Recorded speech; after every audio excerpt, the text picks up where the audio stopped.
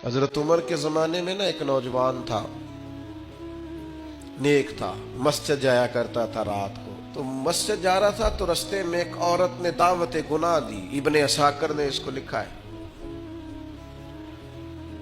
तो नौजवान था, ख्वाहिशात थी, कुछ तबीयत माइल हो गई। अभी उधर जा ही रहा था कि किसी ने आयत पढ़ दी, वाली मन खाफ मकाम रब्बी जन्नतान, जो रब के सामने खड़े होने से डरेगा अल्लाह 2 जन्नतें देगा। वाकई डर गया वो, वाकई डर गया। इतना डरा कि बेहोश होके गिर पड़ा। बीमारी से लोग बेहोश होते हैं, पैसे डूब गए बेहोश होते हैं, बच्चे के गम में बेहोश होते हैं। सच बताओ, कभी खौफे खुदा से भी बेहोश होता कोई देखा है? हमारे यहाँ तो रोजमर्रा ही नहीं है भाई। और बड़ी बातें हैं बेहोश होने की, डरने की, गश खाने की। बेहोश होके गिर पड़ा। बूढ़े बाप को किसी ने बताया बच्चा बेहोश पड़ा है, उठा के घर लाए। घर ला के कहा बेटा क्या हुआ? नौजवान है, चढ़ती जवानी है, पर पाकीज़ा बड़ी है। कहने लगा अब्बा जी, गुनाह की तरफ चला गया था, पर मैंने आयत सुन ली जो अल्लाह के सामने खड़े होने से डरेगा रब 2 जन्नतें देगा। मैं डर गया था, रब वाकई 2 जन्नतें देगा। बाप रो पड़े, अब्बा जी की आंखों में आंसू आए और कहा पुत्र अल्लाह बड़ा मेहरबान है, उसके वादे सच्चे हैं, वाकई 2 जन्नतें देगा।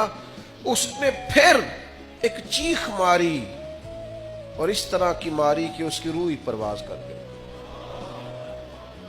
रूह ही परवाज कर गई। कुश्तगाने खंजरे तस्लीम रा, इश्क की खंजर से कत्ल हो गए लोग। सुबह हजरत उमर को पता चला कि उन्होंने तो रात जनाजा भी पढ़ दिया, तदफीन भी कर दी। जनाब उमर फरमाने लगे इतना नेक नौजवान खौफे खुदा से दुनिया से चला गया, मुझे क्यों नहीं बुलाया, मैं जनाजा पढ़ता।